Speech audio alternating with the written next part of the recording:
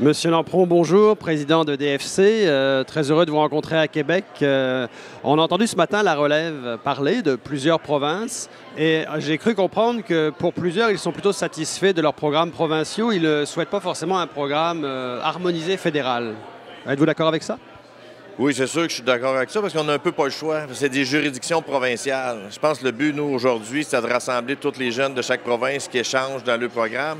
Mais le programme doit être implanté provincialement parce que c'est des règlements provinciaux. Fait que je pense qu'avec des échanges, le but, c'est d'améliorer les programmes. Toutes les provinces veulent avoir de la relève puis des jeunes. Fait que ça a été un bel exercice, mais on peut pas... Notre rôle au national... Il y a trop de disparités entre les provinces pour avoir un seul programme fédéral. Non, mais la juridiction est provinciale. Fait qu'on peut pas imposer. C'est vraiment des règlements provinciaux. Mais qui harmonise le mieux possible, je pense que ça serait bien. Et la gestion de l'offre, qui, elle, par contre, est fédérale, en fait, est revenue beaucoup dans le discours de plusieurs personnes, même de Marie-Lie tout à l'heure sur le marché mondial. Je sais que Justin Trudeau, hier, vous a fait un message vidéo en disant qu'il allait encore soutenir la gestion de l'offre. Êtes-vous très, très confiant? On n'est jamais très, très confiant. On est toujours sur nos aguets, mais on a quand même des signaux positifs qui nous encouragent à être confiants dans l'avenir pour la gestion de l'offre. Parce que nous, récemment, la semaine dernière, je pense qu'il y a eu une entrevue qui a été faite avec Sylvain Charlebois, en fait, de l'Université d'Alousie, qui, lui, laissait entendre, en fait, qu'il y avait beaucoup d'hypocrisie chez les politiciens sur la gestion de l'offre. C'est pas ce qu'on entend. Vous avez vu le premier ministre, M. Trudeau, qui est le dirigeant de notre pays, qui nous encourage, mais... On l'a entendu, effectivement. On l'a entendu, oui.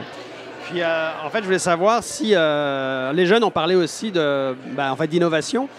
Est-ce qu'il y a encore de place beaucoup à l'innovation et est-ce qu'il y a encore dans le monde laitier, avec le prix du lait qui chute quand même, place à des marges intéressantes?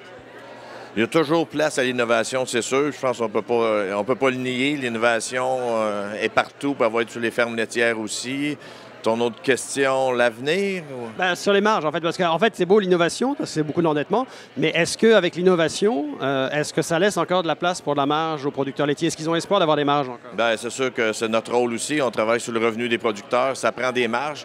La gestion de l'offre apporte ça, une stabilité. Oui, on a des petites variations, mais on n'est pas sur les variations du prix mondial, comme Marie-Lie a parlé dans sa présentation tantôt. Fait que, on travaille sur les marges. C'est notre travail, c'est d'avoir un message unique au Canada pour avoir les meilleures marges possibles pour les producteurs. Mais aussi, on veut avoir un produit compétitif et attrayant pour le consommateur pour qu'il l'achète parce qu'on est pas mal convaincus qu'on a un bon produit qui est sain pour toute la population. Merci.